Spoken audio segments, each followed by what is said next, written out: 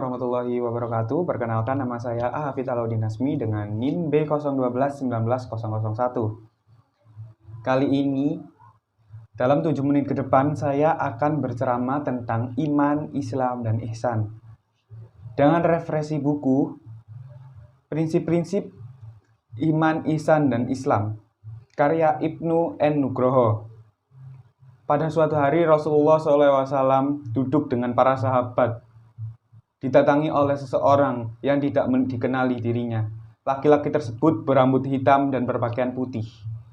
Para sahabat tidak ada yang tahu dari arah mana ia datang, dan tiba-tiba saja berjalan mendekati Nabi SAW. Setelah ia memosisikan diri duduk di depan Nabi, ia bertanya, "Wahai Muhammad, terangkanlah padaku perihal Islam." Nabi SAW menjawab, "Islam adalah dirimu bersaksi bahwa tiada Tuhan selain Allah dan Muhammad adalah utusannya. Engkau mendirikan sholat, mengeluarkan zakat, melaksanakan puasa Ramadan, dan melaksanakan haji jika mampu." Mendengar jawaban tersebut, laki-laki misterius ini berkata, "Ahsanta, engkau benar." Para sahabat pun menjadi bingung perihal laki-laki ini. Ia pun bertanya lagi, "Kabarkanlah tentangku tentang iman." Nabi SAW menjawab, "Iman ialah engkau percaya kepada Allah Subhanahu wa Ta'ala, para malaikatnya, kitab-kitabnya, para rasulnya, hari akhir, serta qada dan qadar." Laki-laki tersebut membenarkan, dikatakan Nabi SAW. "Kemudian kabarkanlah kepadaku tentang ihsan." Nabi SAW menjawab, "Ihsan adalah dirimu menyembah Allah seakan-akan engkau melihatnya. Jika engkau tidak bisa, maka Allah melihatmu."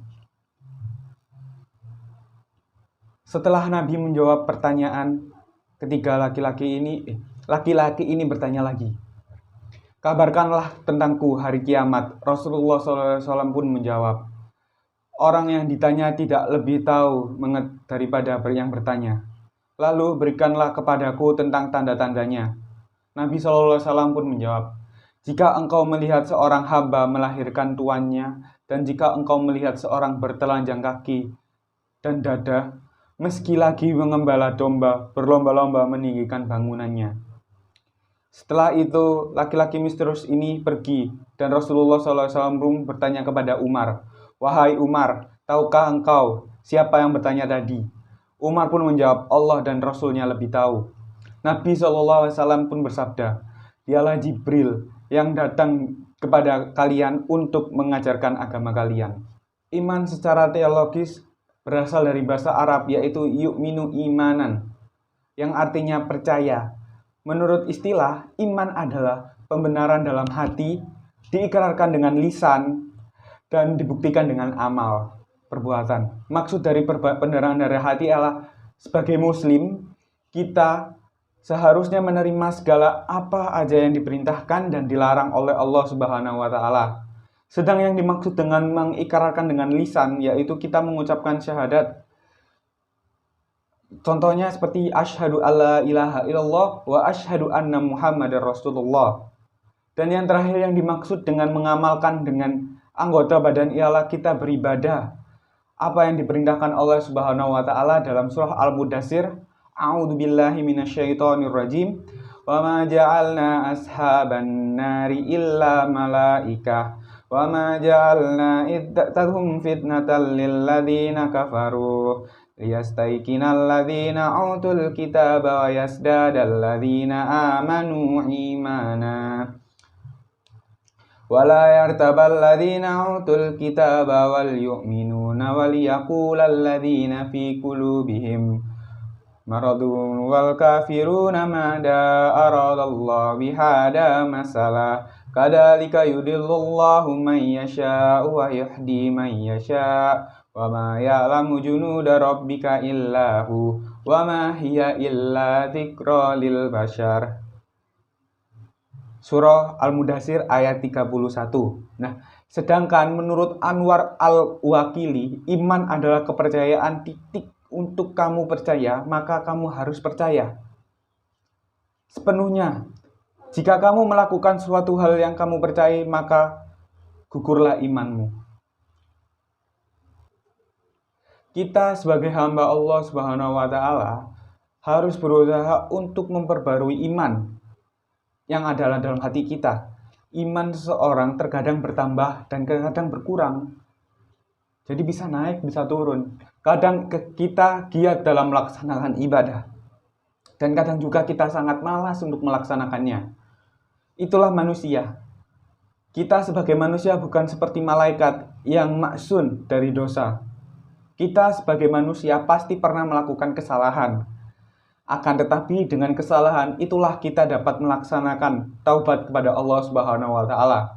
Dalam cerita Nabi di atas, iman percaya kepada Allah Subhanahu wa Ta'ala, para malaikatnya, kitabnya, para rasulnya, dan hari akhir serta qadar Allah Subhanahu wa Ta'ala, yang baik maupun yang buruk. Maka iman di sini adalah tasiku bikol bihi, ikro bil lisan, dan amal bil arkan, yang artinya seperti tadi di atas, dengan diimani dengan hati, diikrarkan dengan lisan, dan dilakukan dengan amal perbuatan seperti sholat. Sedangkan Islam sendiri memiliki pondasi-pondasi dasar yang harus dilakukan oleh seorang muslim, sebagaimana hadis diriwayatkan Al-Bukhari dan Muslim. Bunyal Islamu ala khamsin, syahadati alla ilaha illallah wa anna Muhammadar Rasulullah, wa iqamis sholati wa ita'iz zakati wa hajjil baiti wa shaumi Ramadan, rawahu Bukhari wa Muslim. Islam yang artinya Islam dibangun atas 5 pilar. Yang pertama, bersyahadat kepada Allah Subhanahu wa Ta'ala, melaksanakan sholat, membayar zakat, berpuasa Ramadan, dan berhaji jika mampu. Hadis riwayat Muslim dan Bukhari. Sebagaimana rumah yang memiliki pondasi agar kokoh dan tidak rubuh, apabila salah satu rukun Islam tersebut tidak dikerjakan, maka pondasi keimanan seseorang itu akan runtuh. Adapun pengertian Islam yaitu ketundukan atau taslim, kepasrahan, menerima dan tidak menolak, tidak membantah dan tidak membangkang.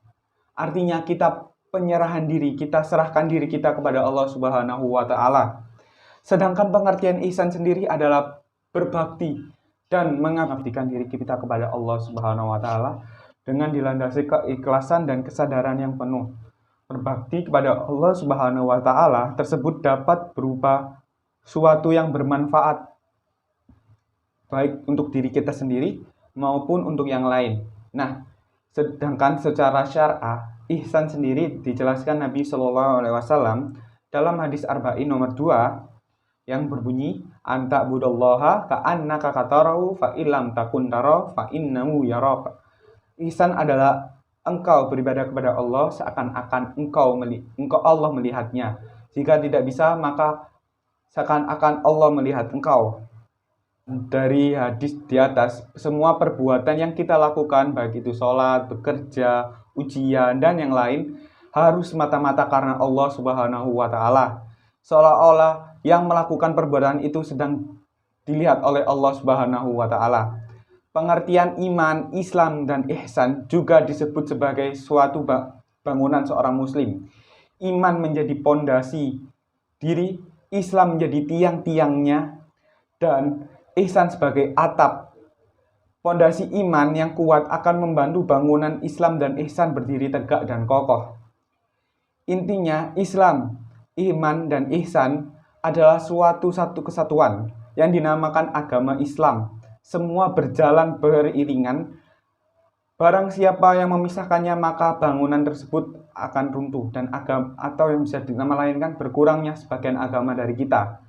Demikian apa yang saya dapat sampaikan dalam ceramah kali ini. Jika ada tutur kata yang menyinggung pendengar sekalian, mohon maaf sebesar-besarnya. Semoga apa yang saya katakan bisa bermanfaat.